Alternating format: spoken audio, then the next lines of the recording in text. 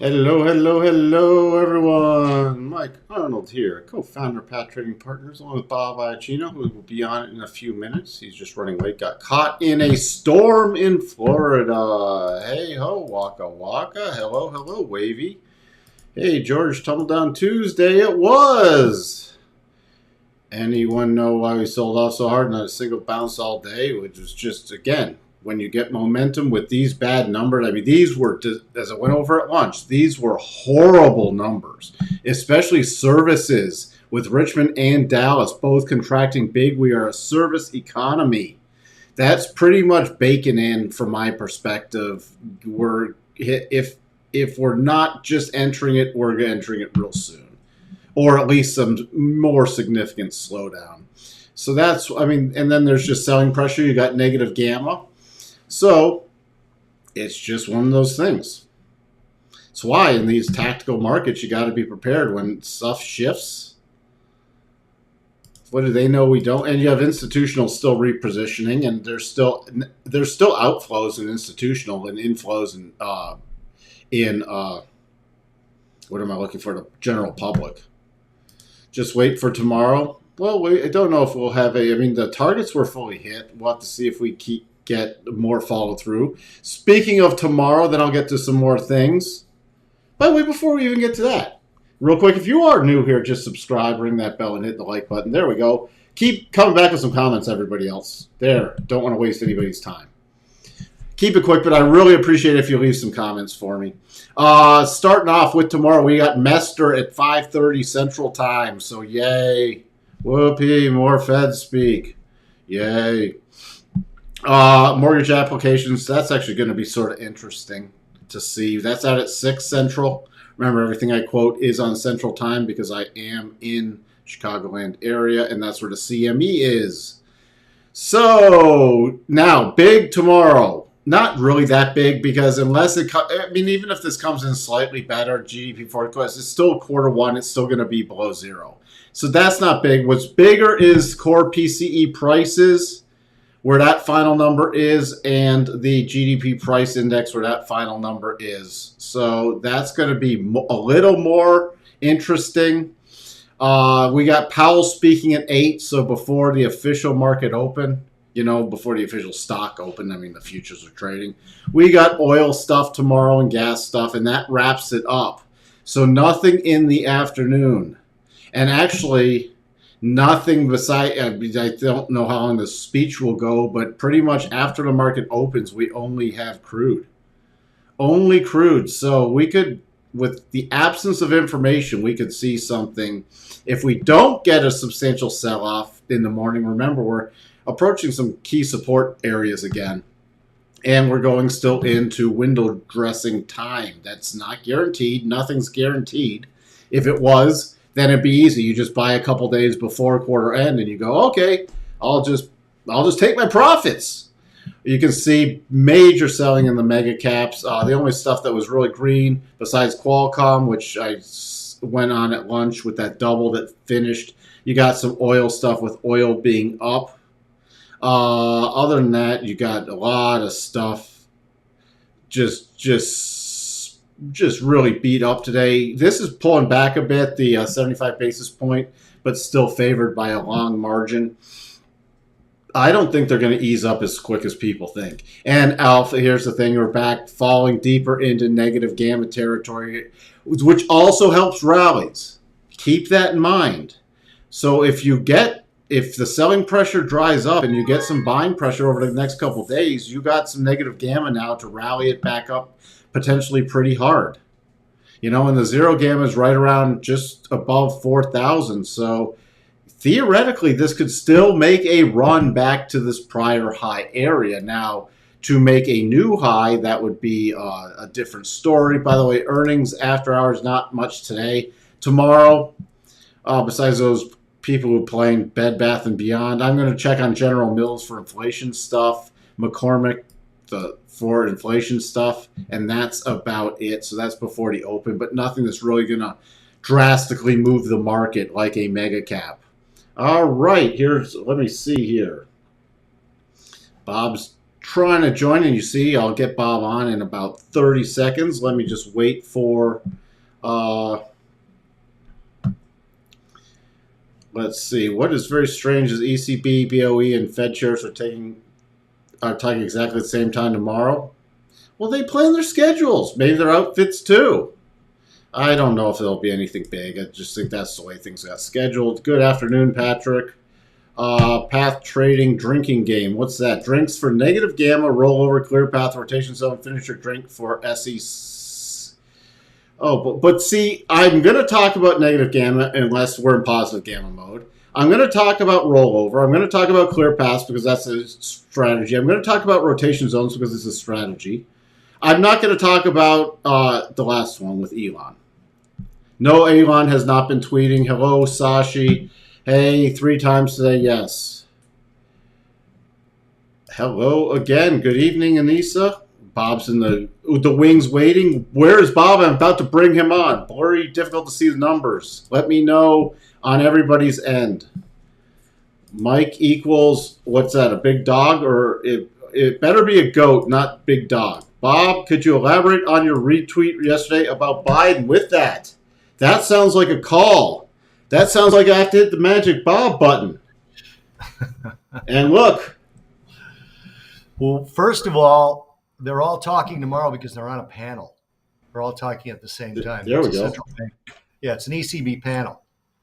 So that's why they're talking. So there'll be a bunch. They'll be talking all at the same time, depending on who asks them a question. Yeah, is that like a game show thing? Yeah, very similar. It's like Jeopardy. I was thinking, what's the one in the squares where they're all sitting in the squares? Oh, Hollywood Squares. Yeah, Hollywood. We should do that. We should have the Central Bank's Hollywood Squares edition. My retweet yesterday. So essentially, Emmanuel Macron, who is the Prime Minister of France, whispered, but he wasn't whispering, to President Biden, but he wasn't saying it to just him because there were reporters everywhere. There were several different angles that captured it, where he basically said, look, the UAE is at capacity and the Saudi Arabians need 12 months to get to capacity.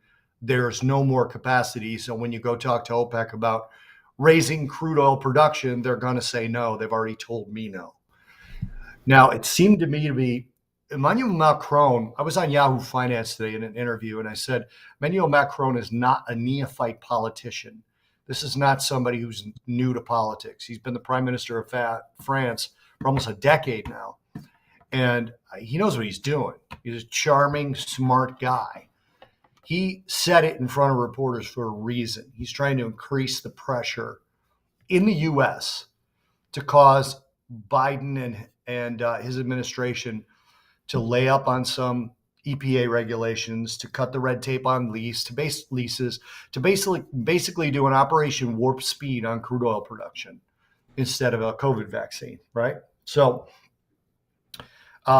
that's why I think he did it. So that's why I told people, read all the way down to the bottom. There are actual things that the administration can do to ramp up production like in the next 3 months, as opposed to in the next 18 months, which is what it would take if they just said, okay, we're going to make a commitment to buy a certain amount of oil, blah, blah, blah. Now, we also have a situation where the U.S. is going to have to refill the SPR. That's a strategic petroleum reserve. And if they would say, we're going to refill the SPR and maybe even go above the old record at $80 a barrel. And that's going to be our floor. And we're going to commit to X amount of barrels from U.S. oil companies. They could also then produce more. Okay, we have a guaranteed contract with the U.S. government to buy the excess oil if demand drops. All right. So those are basically the 2 takeaways for me, or the 3 takeaways from that perspective. I also want to point out that right now the solutions are things like gas tax holidays. Gavin Newsom in California has a proposal to send $1,046 checks to everybody in the state of California. And guess what they're going to do with that, especially in a high earning state like California? They're going to spend it, which is going to increase demand. And they said you can't fight the Fed. I guess you can fight the Fed because Gavin Newsom's going to be fighting the Fed if this goes through. So they do things. And again, I'm trying really hard not to be political because the last administration did too. But they do things that are economically nonsensical for what they say their end goal is. And all you can gather from that is they're A, stupid, which I just refuse to believe, or B, it's deliberate. And I got to go with it's deliberate. Actually, the older I get, the more I think that it's just pure stupid and Who's that? everything. The politicians. Yeah. I mean, yeah, I know. I like that. All right, Coco wins the comment of the day. Best Buy. Bed Bath & Beyond stock is cheaper than their towels. That is fantastic. Waka That Waka. that is good. Yeah, it's not as clever of a tweet as Coco, but it's probably the most accurate. Yes. Let's see. I mean, that thing with let's stimulate more demand. Why would you do the only thing that really ends up destroying inflation is demand destruction? It's just literally exactly what the Fed is trying to prevent is they're trying to prevent an increase in demand. They're literally trying to create some demand destruction to lower prices. I don't know. I mean, there's going to be some natural disinflation because inventories are starting to be built up, especially retail inventories. But retail inflation is not the worst of it. It's food and energy. There's a really interesting thing, and I believe I'm gonna put it on Twitter. I reposted it on my LinkedIn, but somebody set up one of those motion charts. I love those things, those dynamic charts, where it shows the date going by, and then it shows different areas of the economy and what the inflation was doing and the deflation was doing. And you'll see food going up way faster and way before energy. And also you'll see energy and food and housing going up before Russia invaded Ukraine, even before they started amassing troops at the border. So this stuff was happening. The other thing is, we might get some inventory build and sort of deflationary in stuff that people really don't need to buy. Right. But the stuff that people really need to do to live is not going away soon. That's the other thing. I mean, we're not returning to $2 a gallon gas anytime soon. Yep. We're not returning to, my 99-cent head of broccoli on sale anytime soon. Yeah, it was one of those things. Somebody, I'm looking for a hybrid, and I'm also looking at electrics begrudgingly. I actually don't want an electric because if I get an electric, then I probably have to get rid of my Mustang because I can't drive an electric to Chicago over the holidays. I'll either have to rent a car or I'll have to take the Mustang, with that being a manual transmission and me having a dog in the back seat plus suitcases. Not going to happen. So I'm begrudgingly looking at these cars mainly because I don't believe that gasoline prices really anytime soon are going to be back in that $2 range. So, let's see. Where do we sit? Patrick, Bob, given retweet and Shelladay's opinion, we need to get energy under control. Any chance the administration will change policy, or we are going down the rat hole of price controls? I think we're going down the rat hole of price controls, Patrick. Scott Shellady is very right-wing. It almost doesn't matter what the deal is. Shellady is Republican. He's a big fan of Trump, et cetera. So he's always going to look for blame on the left. And I'm actually not knocking him because he's not wrong this time. But it is, if you look at this thing, if I can find this thing and I can retweet it so that's still dynamic, you'll see that energy wasn't the first thing to go up. So definitely getting a consistent energy policy would be critical for price to drop medium to long term. But it depends, A, on what that policy is, and B, that policy has to be bipartisan. Otherwise, it gets unwound either 4 or 8 years later. So it's a very difficult proposition. Prime Minister of Spain, Europe is facing the biggest challenge since World War II. I wouldn't necessarily disagree with that statement. No, I wouldn't either. I wouldn't You disagree know, at all. there's lots of stuff. Cocoa bankruptcy risk rising for the first time since 2020. I saw this earlier today, something along these lines. California prepares to send out 2,100 inflation relief checks to offset the inflation caused by the 1050 inflation relief checks. Then they send out the 4,000 inflation relief checks. It's just spiraling upwards inflation. That rivals goes. That actually rivals Coco's. Bob, what do you think the data for real estate tomorrow will be? Which data specifically? I mean, I'm going to say weak. We have the mortgage stuff in the morning, which the refi index is going to be way down. Yeah, the refi should be terrible. The other thing is that look at the consumer confidence board number, the conference board's consumer confidence miss today. Yeah, it's not only the headline number. We talked about this. Number came in at 86 point something, the lowest since 2013. It's likely that the mortgage applications and the refinances are going to be way down. It could surprise. You never know. One of the things that happens when rates rise, there's a phenomenon where people rush to buy things. Now, I believe that's already happened. I believe people have already rushed to buy homes. But we may be getting the tail end of that. I did a Bloomberg quick take on the relationship between mortgage rates and new home builders. That's also in my feed on Twitter.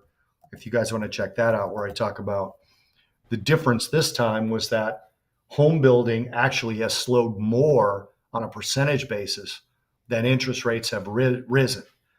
In the prior cycle, interest rates rose more than home building slowed on a percentage basis, and interest rates rose first. This time, home building slowed down first, and that's likely due to the supply chain, and it's slowed down more on a percentage basis than rates have risen. So I suspect we might get a little bit of a residual we need to buy now because things are in the shitter, but I expect this to miss, but could be wrong. Any thoughts with the big service to the Dallas Fed Services Index and the Richmond Fed both in major contraction? I mean, that we're a service economy. I came on at lunch and started talking about those numbers because we triggered a massive double top in the S&P. Horrible. They're just horrible numbers. I mean, again, it's a continued it's continued evidence of slowing. You know, we talked about this, months ago, Mike. We said we think the Fed is tightening into a slowdown, and the data continues to show that they're tightening into a slowdown, which is why I still think there's going to be a recession, and my base case is stagflation. Although I'm starting to bend a tiny bit on stagflation only because we're starting to see inventories rise, and if there can be some reasonable demand destruction, you could actually potentially have inflation fall while the economy's not growing. But I'm not ready to say that that's what's happening yet. It's going to get interesting. Hey, AB, what do you mean? My friends are buying big stocks these days. What do you mean by big stocks? I assume that means value. I don't know what big stocks. Does it mean mega caps? Does it mean they're buying a lot of stocks these days? Because the general public is still buying. I mean, the ARK inflows are mind-boggling. Yeah, they really are. I mean, you want to track one thing to say we're close to the bottom. You start seeing massive outflows in ARK, we're close to a bottom. It kind of tells you why, we may not have fully capitulated yet. Yeah, we're not. We're not. Put it on LinkedIn, but it doesn't really work. I'm going to email it to you really quickly, Mike. And if you choose to put it up, feel free. If you don't think it's going to translate, don't. Let's see. Tesla lays off hundreds of autopilot employees in California. Thanks for that. Yeah, who knows with Tesla? It should guys trading lower after hours. We have an Elon drinking game. I'm going to screw you guys up. Elon. There you go. It's SEC Elon. SEC Elon.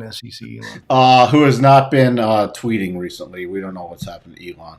Not that we really care. Well, I don't personally care. It's actually nice.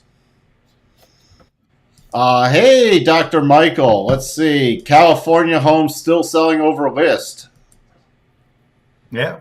I mean, I don't doubt that. But, where were they listed, Michael?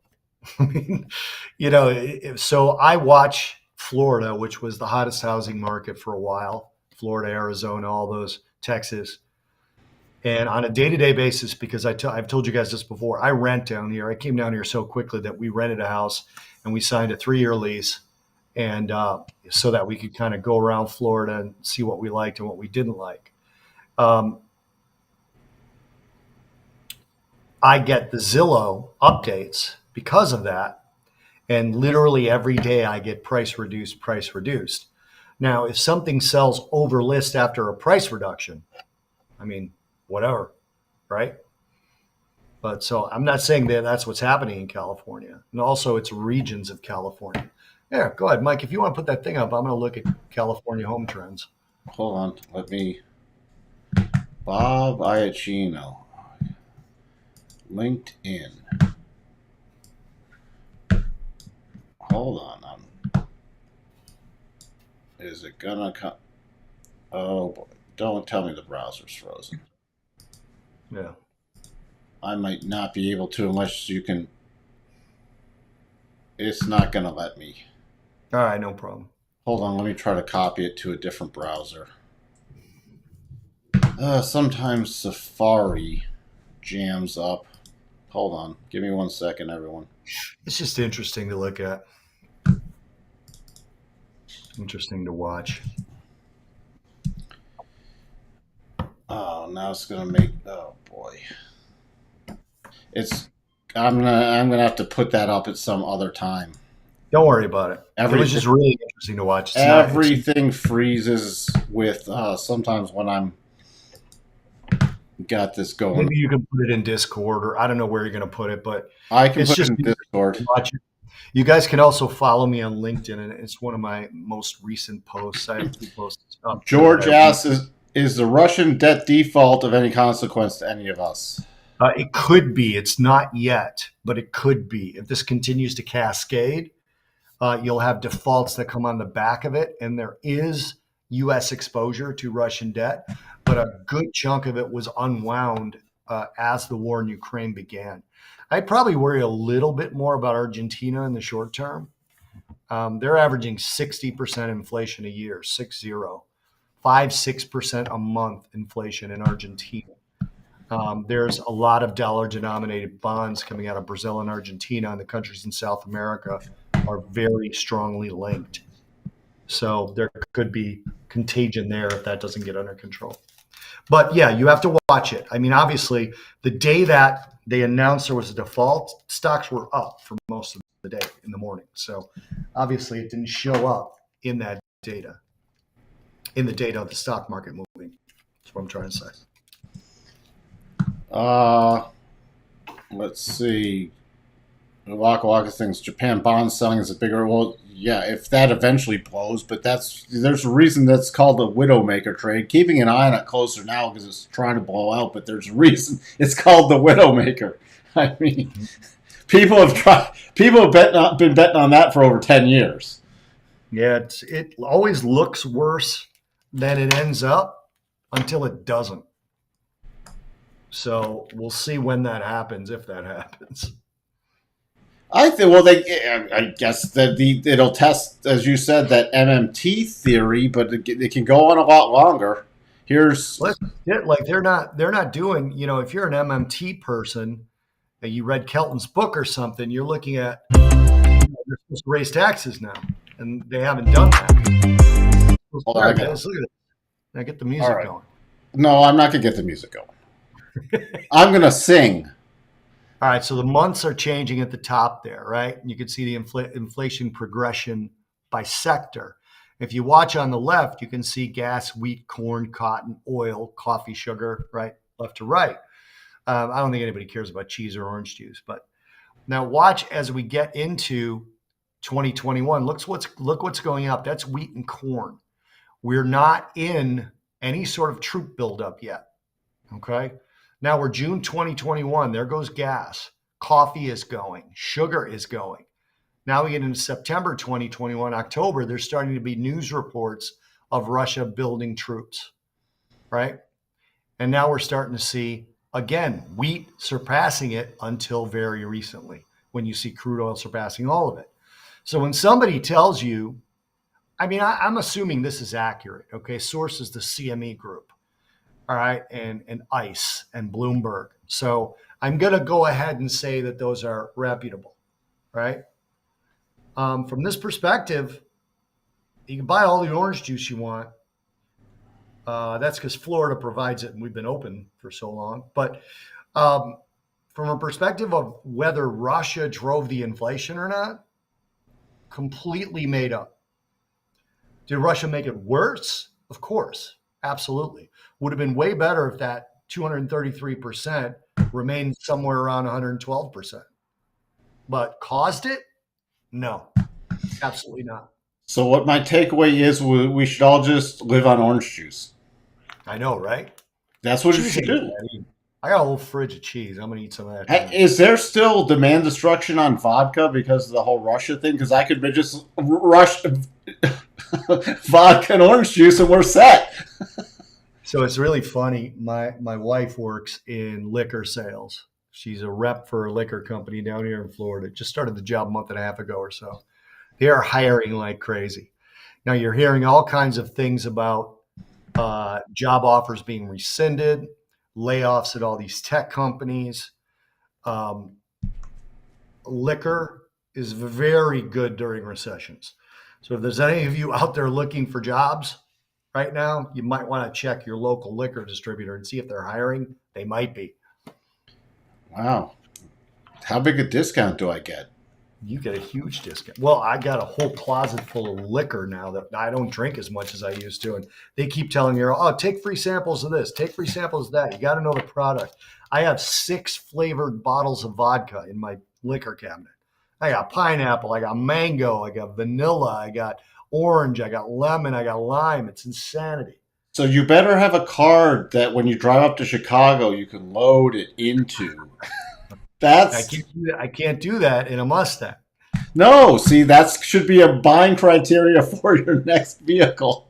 You'll like this, Mike. The company she works with is they rep Woodford and Whistlepig. Oh, I'm all up for this. I keep telling her we need samples. We've never had it before. Yeah, I would not know what either of those taste like. She hasn't gotten either of those yet. Bob, do you think we're in a recession minus the official definition? Well, I can't say yes to that, Wavy, because wait a minute. Are you asking me if we're just waiting on the official definition? Or are you saying, do I think we're in one, but the official definition might not say we're in one? I'm going to still say that my definition is 2 consecutive quarters of negative growth. Tomorrow we will get the revision, the final revision of Q1 GDP. It'll be interesting to see if that's positive or negative. If it's positive, then no, we're not in a recession. Can't be. If it's negative, I think there's a possibility that we are, yes. Now, the thing that they all keep saying, jobs are too strong. I get that, but what did we just say? We're hearing layoffs. We're hearing pulled offers, job offers. There's a lot of news out there that the job market is starting to slowly weaken. The biggest thing that's not showing that is the unemployment rate, which lags by about 6 months, and the JOLTS jobs opening figures. So, Paul's asking, is it true that retailers overbought inventory during the pandemic due to concerns there would be supply issues, and now they claim to have too much inventory? I think that's probably true. I don't know. You know, when they claim that they bought excess inventory or created excess inventory, in the case of those people making it, I think them saying they worried about supply disruption, I don't know. I mean, that seems to be them trying to say they were really smart. Hey, we knew the supply disruption was coming, so we overordered. Well, then why weren't you smart enough to know the demand wouldn't be there to cover that supply as well? They definitely are heavy on the supply side of things, though. So there's going to be a lot of price cutting coming in retail. But if you looked at the thing that Mike just showed you, retail is not even close to the number one problem. So it may not help the overall inflation issue. See, AB answered that stock question I asked. They are loading, so they're still loading up on stocks. And that's the same thing I'm hearing. People are still, the retail crowd is, and the people I know are still buy the dip. Buy the dip. Buy There's the a dip. very big Let it rip. there's a very big proponent of Bitcoin on Twitter. Well, crypto in general, but she's actually a huge supporter of Bitcoin. She actually destroyed Peter Schiff in a debate, which I don't really think is that hard to do, but she destroyed Peter Schiff in a debate of gold versus Bitcoin. And I can't remember her name for the life of me, but she shows up in my feed all the time. And she had what I consider to be most crypto cult members' view of what's going on right now. She said, if you bought crypto at 60,000 and it went down to 20,000, and then a year later it was at 100,000, would that be a good investment or a bad investment? Now, I mean, number one, it's 1-to-1 reward to risk, so I'm fine with it, right? 60 to 20 to 100. As long as you. But somebody put what I think is the proper response, which was, do you always invest on a theoretical possibility of something happening? I don't. You know, I don't either. So that's what's happening with when you say they're loading up. They still have this idea that, like, it's these, especially the apes, with AMC and stuff, they just keep buying, don't sell no matter what. Okay, well, that seems really stupid. It's like saying, just keep smoking, don't quit no matter what. There are people that do that. I don't know. Probably not a good analogy. Hey, Daniel's apologizing for being late, but we had to start without you. Sorry, Daniel. We started without you, Daniel.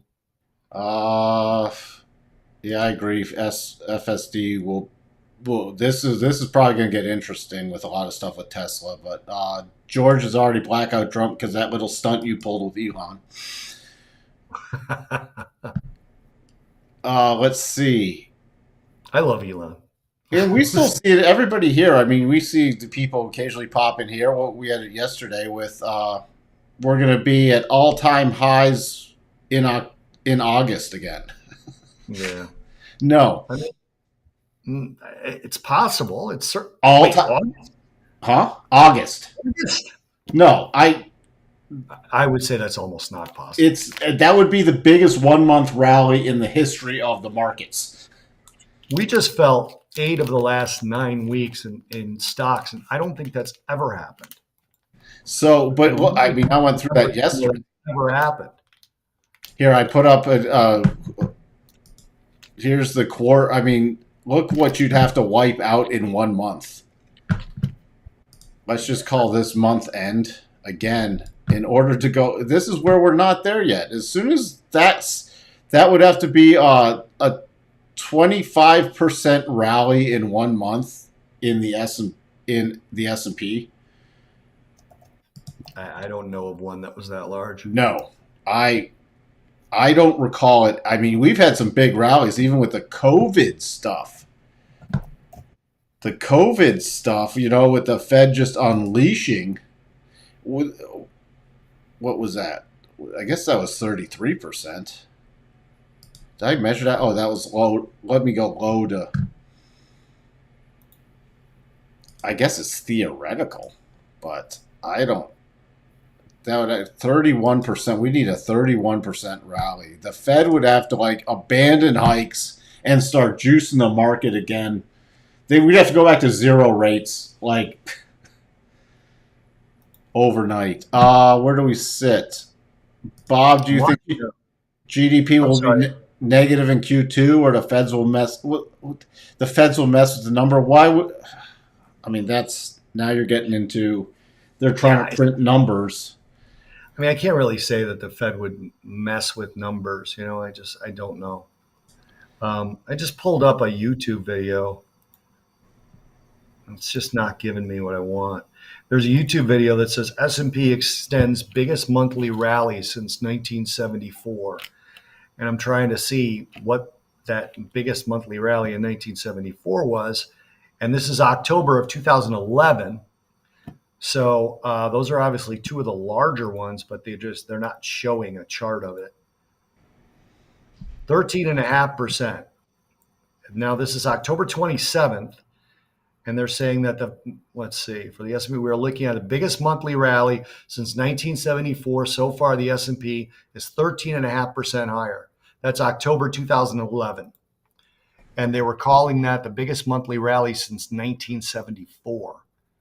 So I don't know if you feel like looking at what that might be, but it certainly sounds like we wouldn't get a 20-something% rally. That was my problem. Sorry about that. When I was doing my measuring, I had it on the quarter charts, not the monthly charts. So I was doing a rally for 30% in a quarter is possible, but not in a month. We'd have to have a 30% rally to get back to all-time highs. Yeah, that's not happening in a month. That's about as close to impossible as something is. I won't say it's impossible because the minute I do, it'll fucking happen. But yeah. It's not going to happen. Where did I see that? Can we get a double top in daily chart after Powell? I'll take a look at that. I saw something about Tesla. We had a double top on 1 hour in Tesla for that person asking. Sorry, I missed that. Can we get a double top on the daily? Theoretically. Back up over the next couple of days, you could get a double top pattern. Whoever said that, because I didn't see, you're starting to try and imagine. Yeah, I mean, it's too early to imagine it. We don't even have a bounce back move yet. Because let's say tomorrow we theoretically trade. Let's say we trade down to. You can have all kinds of things.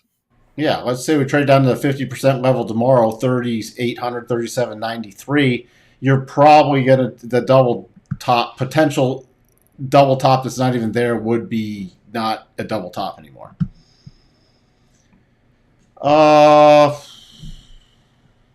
Let's see, where do we sit? I can take a look at gold. I don't have anything in gold right now. It's just sitting in this big consolidation pattern. Right. This could be, I'll have to measure that out, but it doesn't even look like that's a valid double bottom in congestion, which are lower probabilities. Let's just see it. Nope. So, I mean, there's an aggressive buy above today's high on a closing basis, and that would just be to return upwards to about 1873 to 1877. Let's see if there's more questions for Bob. We got a bunch of... Bob, how Japan retail trade data will affect U.S. dollar, Japanese yen? It'll only affect it if it's pro-BOJ. So in other words, it's only going to affect, in my opinion, dollar yen if it comes in much, much weaker than expected. If it's much, much better than expected, you might see a move to those highs, maybe a little higher than that, but it'll probably, fundamentally speaking anyway, retrace in the next couple of days back down. Well, speaking of double patterns, we do have a potential little mini double top. And that's just a return. If that were trigger, look, back to the weekly rotation zone. Daily Ether futures, Mike, please. And then I got to go. Ethereum? Yep. You said? Look at the futures chart, please. Oh, the future. Futures chart. Yeah. Can we just do the... Yeah, I guess so. It's just because the futures are closed on the weekend, so... Which is why I don't like to, because you lose a lot of your data since there is active trading 7 days a week. Yeah. That's the problem. I found that the analysis is better on the I'll call it the cash market. Sure. Because you do. I mean, it's not like you're just missing a couple hours. Right. You're missing literally from Friday afternoon to Sunday evening, and you can get some interesting moves on Sunday during the day. Fair enough. But here, do we have a question about Ethereum? Yeah, no, I'm long Ethereum futures from that little breakout of that sort of sloppy double bottom.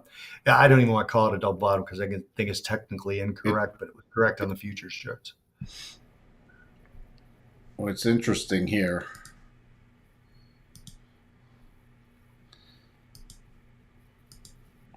I mean, long term, we're in we triggered a massive reversal pattern in there. So my long term target for Ethereum is $283. No, I'm way short of that for the target. Could you have a tighter stop than two? Yes, I do. Much tighter than that. What else am I watching? Just with Bitcoin, we do have a potential. You see this double, so that's probably if this triggers in. We do have a potential double in Bitcoin on a 4-hour basis. That's what I'm keeping an eye on because if that triggers, we could see Ethereum go with it another leg down starting. Other than that, we're in consolidation coming out of this very oversold levels against the daily rotation zones. Cool. But now that means I'm guaranteed to make money, right? Huh? That means I'm guaranteed to make money, right? You're guaranteed. There are no guarantees. That was sarcasm. All right, guys, I'm going to run unless anybody else has anything. Let me just see.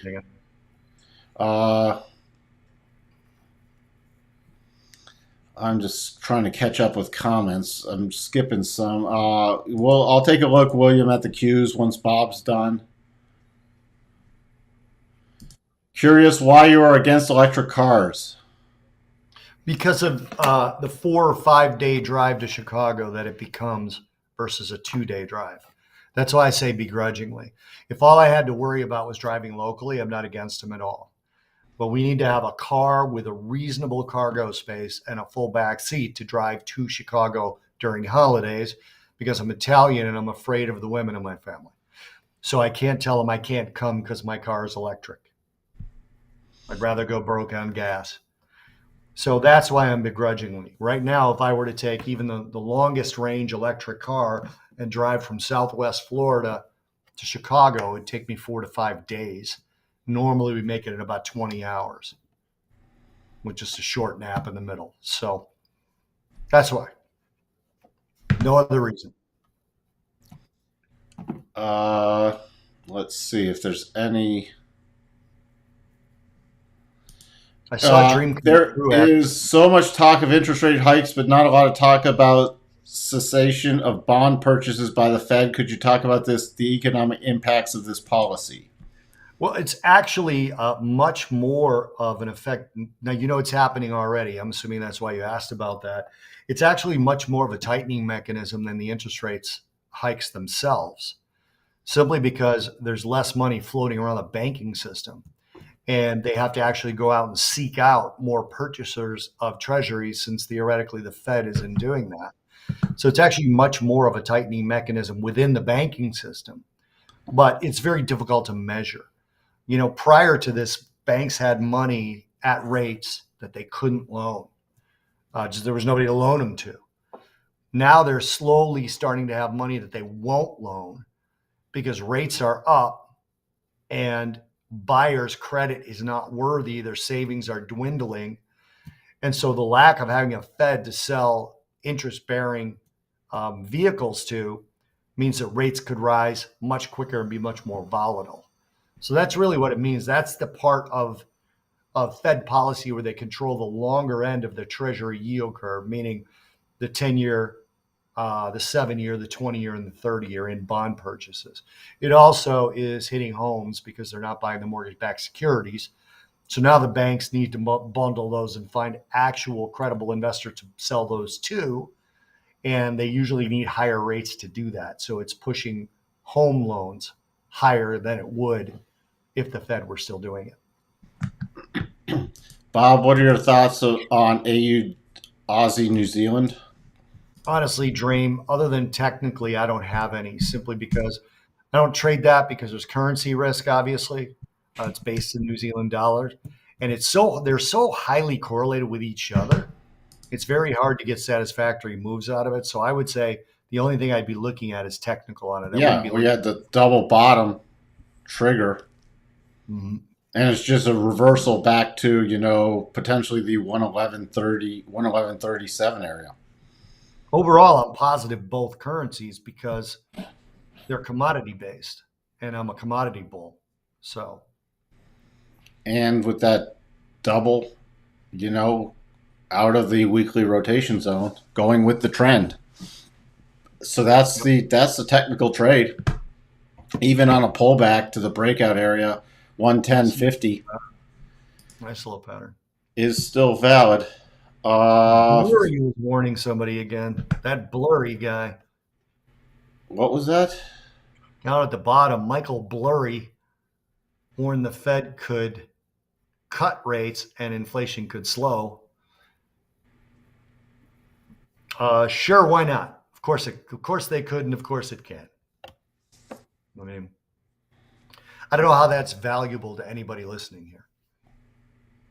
You know what else? Tomorrow it could rain or it could be sunny.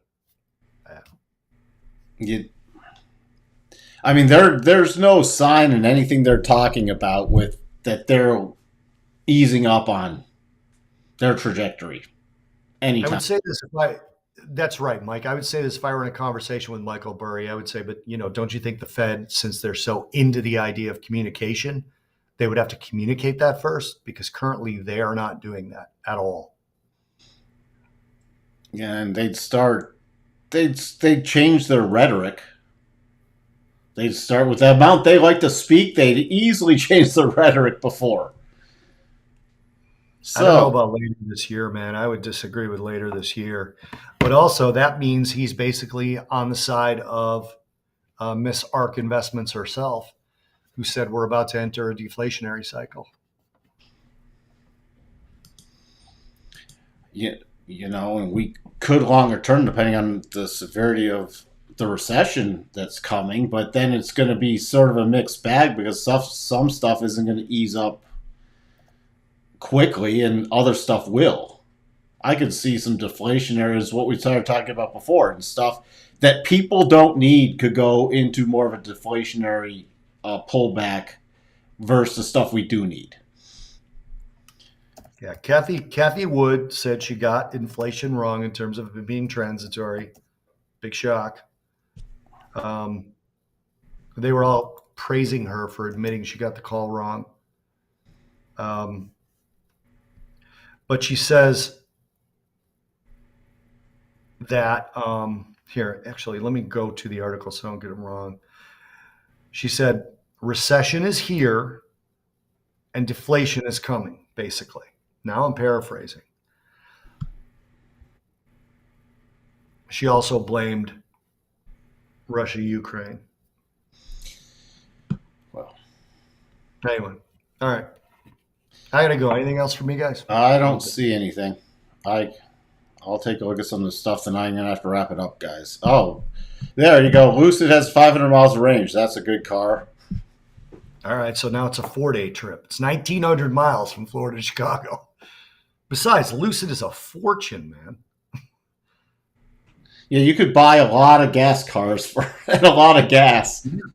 I saw Lucid. I saw my first Lucid drive by me just yesterday.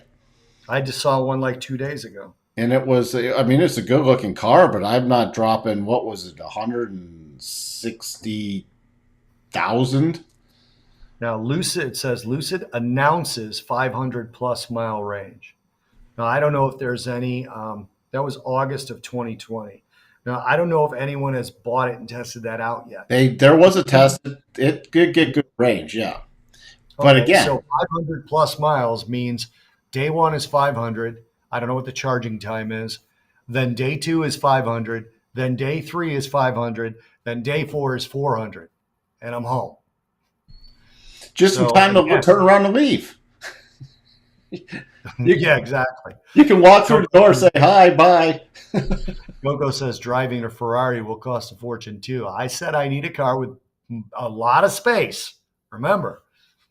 So it's not my Ferrari, which I don't own, that I'm taking to Chicago. Plus, I can't fit all of Mike's free liquor in the Ferrari. So it's gotta be an SUV. Mm-hmm. For all that free liquor and the dogs. Those are the important things in life. Got to have room for the liquor and the dogs. Yep. See? That's how you got his car shop. All right. All right, guys. I'll talk to you in a couple days. With that, I'll talk to everyone later.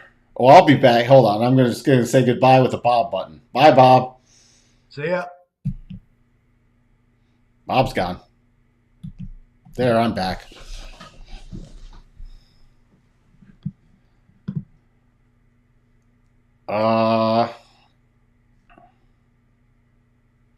Let's see. What stocks? Can you retype in some stocks real quick? I'm going to have to wrap this up soon. This live stream's going long, but we did hit that double. I came out at lunch with that double, and that was the short, and that's where it ended. 38.23.50. All targets hit. If we break down again overnight, we're into some consolidation. So overnight, if we do push down, my next support is about 38.15, and then below that, we're into a clear path move, and I'm targeting the 50% harmonic, 37.93, 37.94 area. So that's on any rally. What I'm watching for, since it's back into a clear path, this would be an advanced clear path with not a lot of stopping points. There's some minor on the 15-minute, but what I'm really going to watch for overnight stuff would be about 38.50 to about 38.58. So that to there. So that's where we sit for the upside and downside, and then we'll get a better idea of what is going on tomorrow. No first cross of the rotation zone on the 4 hour yet. Daily cycles now rolling over, but it's still, we're going into quarter end, so interesting things can happen. You can get another little quick reversal higher before the bigger rollover. NASDAQ put on these targets at lunch, coming back down, not yet to the final harmonic, but it came back to the 50% retracement of the whole up move. Remember that, how important that 50% level is. So at this point on a rally, there's no great stopping points here, but I'll be keying off. Let me get this out of the way for now. I'll be keying off of 11,737, and then I'll be watching the breakdown zone, which the real major breakdown zone, even this is where it retested resistance, was here, which is the 37.5% harmonic, 11,813. So that's what I'm looking at overnight. Dow, even though this was technically invalidated, I went on why I was keeping these targets, because they lined up with harmonics, and you see ending right there, pausing at the first one and then ending at the second one, which is also the 37.5% harmonics. Why stress? You want to learn something, learn harmonics. Breaking down, the next major stopping point on the Dow isn't back until the 50% harmonic, coming out of about 3660, and overhead major resistance at this point. I'm watching either 31,117 to about 31,170. Russell, still in this clear path move. There was no double top in the Russell. If the Russell heads down lower, I'm watching about 1728, and overhead resistance, major overhead resistance, 1752. Come on. The DAX also, with this, I mean, this makes it a little sloppy, but it didn't pull down enough. But you can see it's still completely valid on the 4 hour.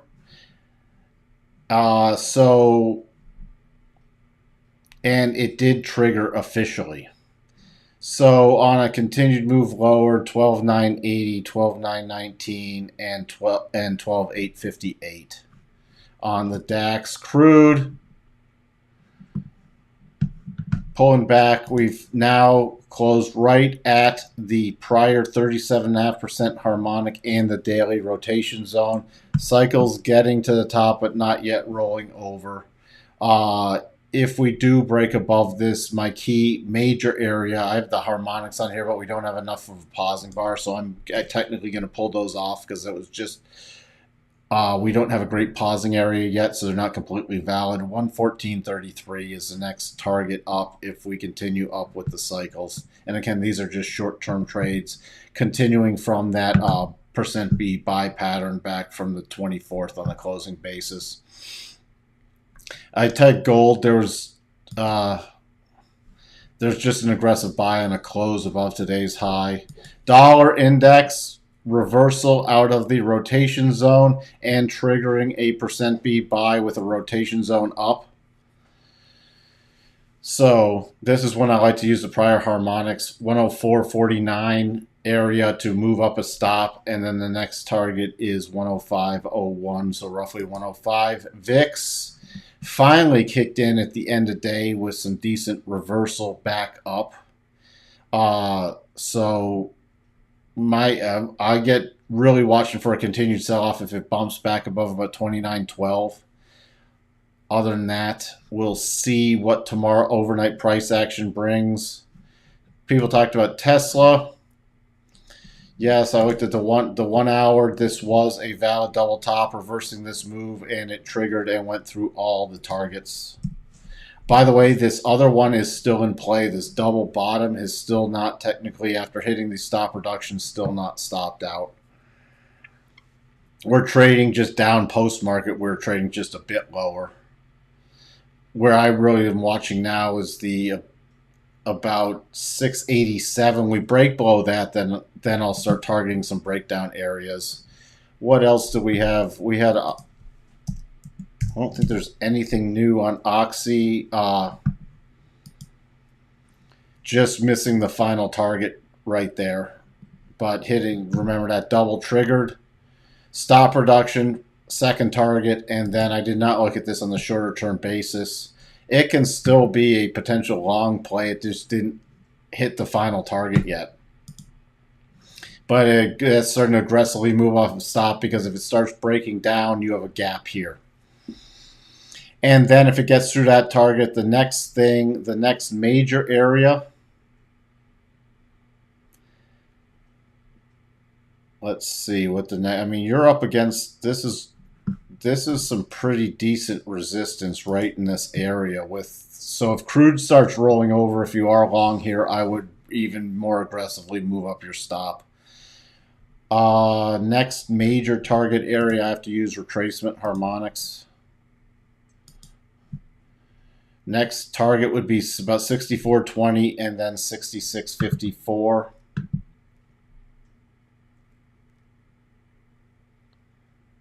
What else do we have? I'm glancing back through. Is Oxy head and shoulder still valid? We had the double bottom. That was the trade in Oxy. There wasn't a head and shoulder.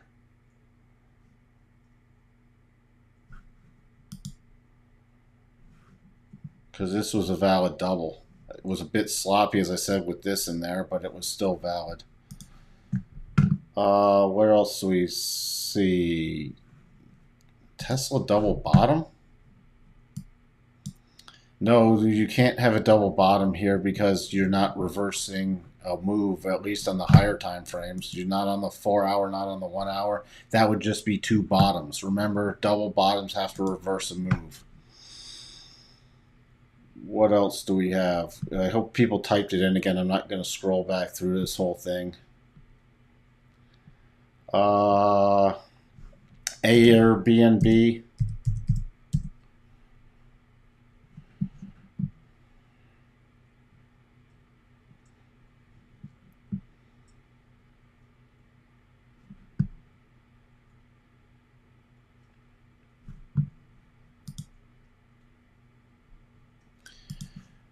Even with this pullback, let me just double check here.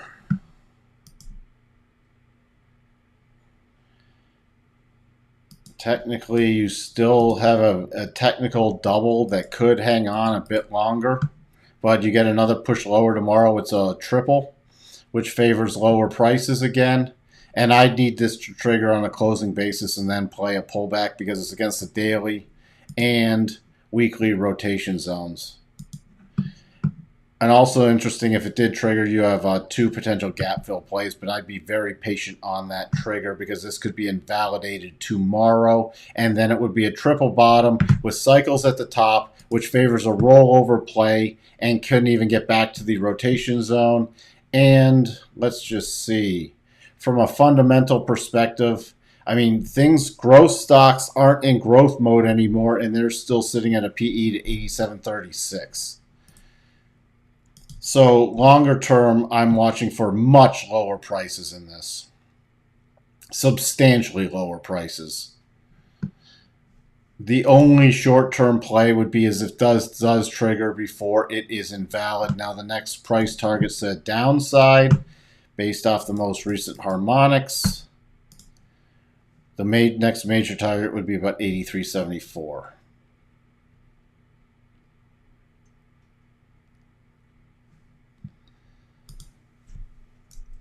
CVX.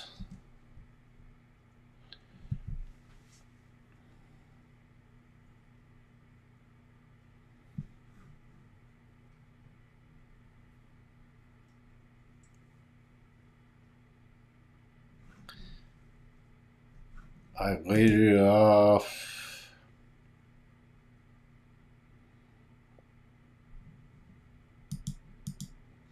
There's no great patterns right here because even if crude just rallies, there's no great bottoming pattern. It did not trigger any aggressive buys here. So, I mean, a continued rally, my upside would be about 155.75. And then another rollover play. We don't have a long bottoming formation just yet. Nothing that's a strong formation to trade. The other thing, you could bump down that target. If you're already long it off of another kind of pattern, I'd probably then watch for this gap fill first, about 154.60 to this gap fill. Because then you're going into a rotation zone against major resistance without a strong bottoming pattern. So I would still be patient on this for the time being. This would not be the play I'd jump into. This is a rally play with a rally back in crude, and cycles are getting to the top. So I'd be very patient on this.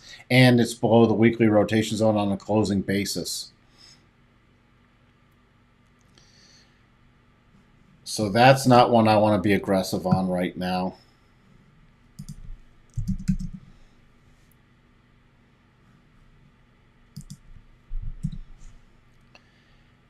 Now, HES triggered a aggressive buy yesterday. Already hit the other side of the daily rotation zone. If you are long, next targets would be, for me, 114.75 and then this key close right here. 117.16, because that would complete a leftover gap fill, but this would be another one if you're already long. Theirs could be a little more room to run if crude does, but you're coming up into this key reversal area. You have against major resistance or support, because it was resistance, support on the closing basis, and then becoming resistance again between the 50 and 62% harmonic with a gap fill magnet. So if we got up here, I'd watch for potential rollover play again, unless something really gets stronger with crude.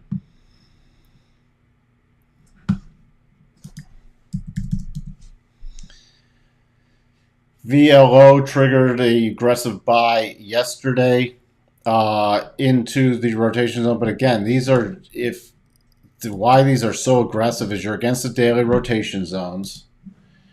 So you have to be very nimble. We did close below the weekly, but just a snapback rally. Don't have any major bottoming pattern, just a very aggressive buy signal against and reacting against resistance.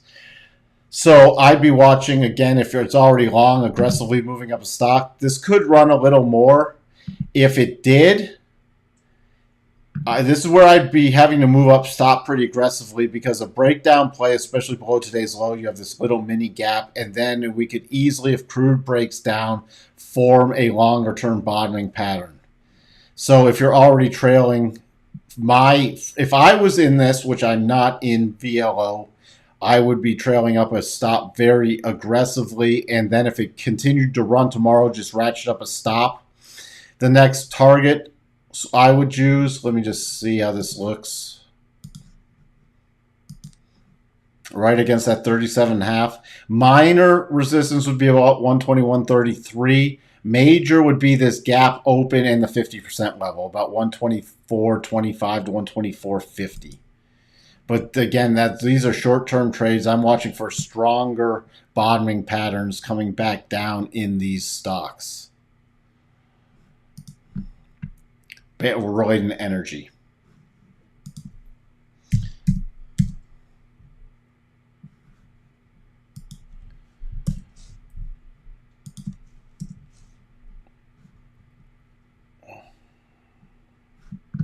BX.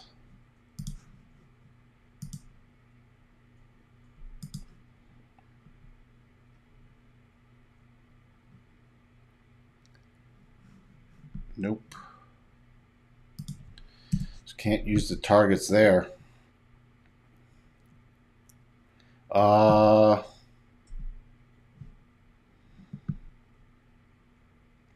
Yeah. This wasn't a double. A little pop in the daily rotation zone. Let me take a look at the weekly. I don't have a strong signal on this either. Financials, I'm not keen on right now. Anything. I think once we get the next major rollover play, a lot of financials are going to get really hit.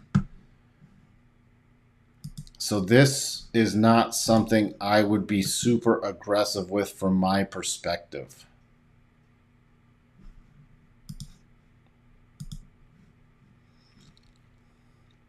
And anyways, if it did pop back up with anything end of quarter, the upside's limited. You still have a downside gap fill to play. There's just nothing. Don't have it.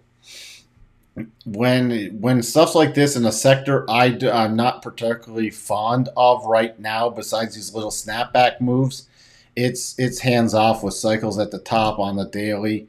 Cycles are getting to the bottom on the weekly, but you have too much overhead resistance in here, and we're not at a key support level. Let me see longer term based off the COVID lows. See, you're bouncing off the 50% harmonic. You get down in this area, 77 area, which we could easily test for a larger reversal.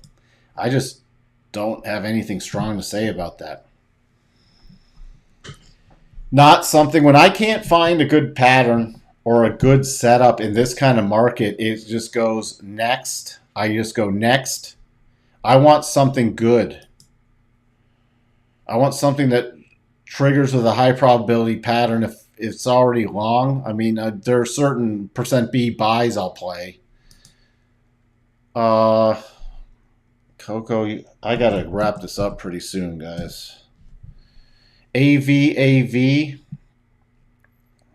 either have a breakout play,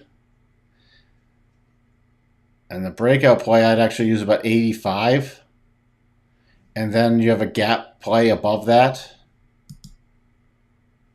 That would just be a very short-term play based off this chart pattern, and a breakdown play would be back if it gets below that 200 simple, below about 79.35, 79.25 area. You still have a gap down here, and then that would be the breakdown play. And I watched them for a retest of this low area set back in May. Cycles rolling over. Weekly cycles not yet at the bottom, so you do have now more downside potential for this than upside potential.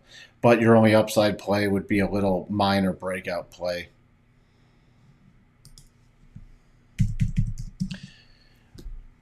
For earnings tomorrow, boy, that's just a gamble with this kind of chart.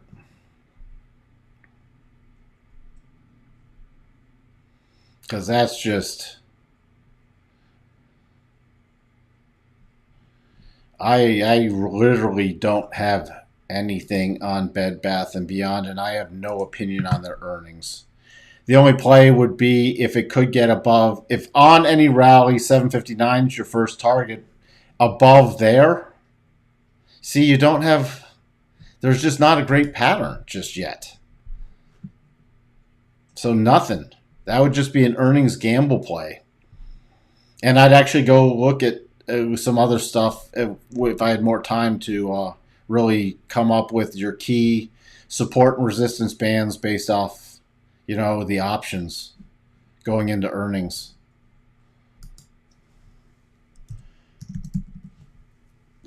Hood, again, is a takeover play. That's why it held up pretty well today, because if it's going to be a takeover candidate, that's going to be the driver. So there's nothing. Everything's going to be keying off of whether that takeover is going to potentially go through or not. If it doesn't go through, it's going to retrace very quickly, and you're going to see it probably at new lows. If the takeover play comes out, then it's going to all be based off the takeover price. And then it's going to be if it's a takeover price, a fair amount higher, it's going to be wherever that is in a quick breakout play. But that's going to be very hard to trade because it's going to be a very quick market reaction based off the algos.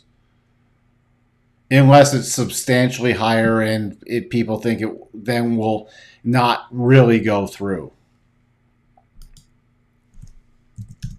Micron. A lot of these just things aren't in good positions just yet. That's the problem. I've been scanning for a bunch of stocks and there just isn't a lot of stuff playable. Micron on a break above about 66. There you go, 60, 66. Actually, a break above 60.59. Break above that. Stop reduction 61.83, and then you have the target of a gap fill play. But you got cycles at the top probably rolling over, so I doubt that would happen. And you don't have a strong bottoming pattern there. That's just really, in terms of the overall stuff. And the semis, I'm still not bullish on with where the SMH is. And even on a little pop up here, you have this gap left behind still on the weekly, returns you to weekly rotation zone. And remember, the SMH, we've hit the first target. We still have two targets lower, and the major target is all the way down here. So I'm not overly bullish on this. And it's essentially, you got a little channel flag pattern on your semis. All right. There's the SMH, and if you look at Micron, you got somewhat of a similar pattern with cycles rolling over in the overall sector weak and watching for a rollover play. So anything to the upside would be very limited, and I'd be more inclined to play this to a downside, especially if it starts breaking this channel. You still have a gap left behind here to the downside. So I'd be inclined to do a downside play.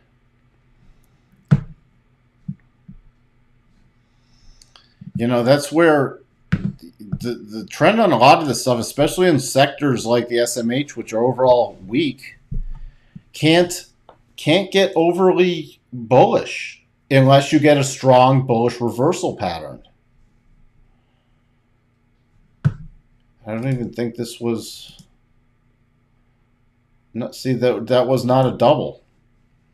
So it's, you can't use those targets, and it came back out of correction into the rotation zone, and there's no %B buy. So that's where we sit. I'm running out of energy. It's been a long day, 3 live streams. That's where I stand. Is anybody still here? I see people in there, but I don't see anything going on in the chats. What's my bet, rally, or breakdown? I'll just answer this. I'm watching to see if we hold these 50 to 62.5% harmonics. Then I'll watch for a little quarter end pop back rally. And that's about it. And that could make a bigger potential topping pattern for the next down move. Thanks, Lauren, for typing something in. Again, thank you, everybody. Oh, really? RPLX.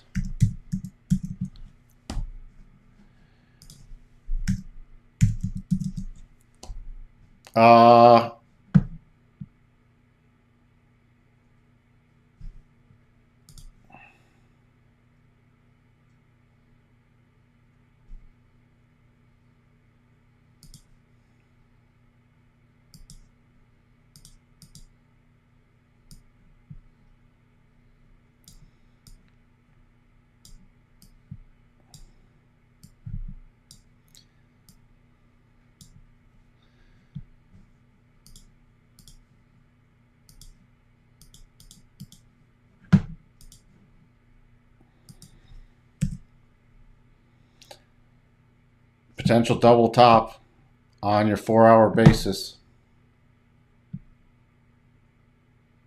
Didn't hit the second harmonic yet. Has not been able to really sustain a move above this key resistance area. So I'd be inclined, I mean, it's, again, slightly lower probability since it's against the rotation zone, but if this did trigger, your first target's at the bottom of the daily rotation zone into a clear path move.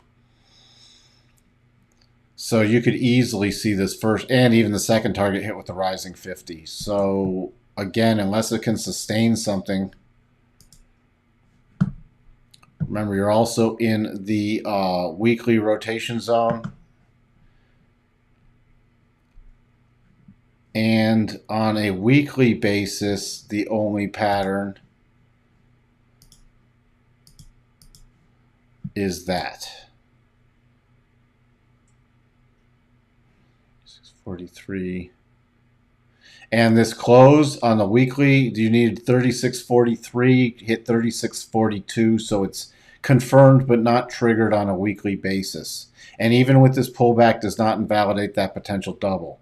So at this point, if you do close above here on a weekly basis, 3643, the only problem is this lower probability since it's the first target's beyond the weekly rotation zone. But that's the upside play into a weekly clear path. And you also have the issue of this little breakdown zone on the weekly right above here. But that's your plays. If the market's weak, I'd be inclined to, this double would be the play first. If you're only playing from the long side, then it would be hands off until it triggers that weekly.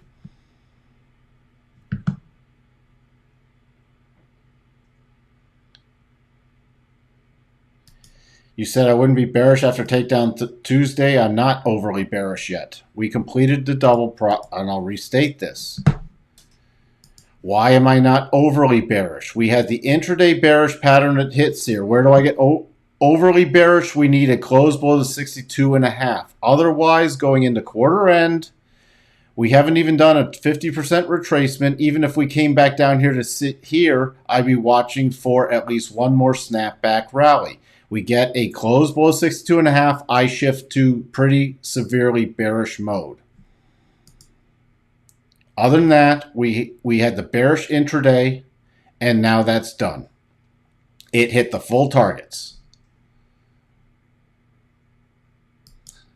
So I'm not overly bearish. I got bearish intraday once this, and that's why I did a live stream at lunch. We had the bad numbers come out. Go back and watch that. We had momentum bars. We triggered it, and it was just riding the thing down to the full target, and that is done now. There's a difference with time frames. So I got to play the stats. And right now we're entering, even if we pull back overnight or tomorrow, let's say we pull back to 37.95 overnight, it's just a pullback to the 50% level. That doesn't tip it overly bearish yet.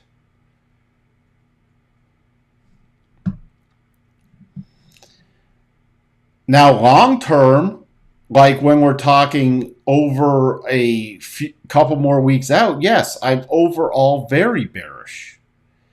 But don't mix up time frames. For example, I can't say, I'll give you another quick lesson, then I'm done. This, whether it was a shorter term double top, it's completed. It is done. Does that mean we're going to new lows? Not from that pattern. Don't mix up time frames on patterns. Can we go to lower lows? Yes. As I said, 50% level right at a prior resistance becoming support potential area. But that's another just mini trade to the downside. That doesn't mean I'm shooting for 3,000 off this pattern. It means I'm shooting now if we do break down 37.95. And then worst case, 37.56, 37.55. We close below that. Now I have new statistical probabilities.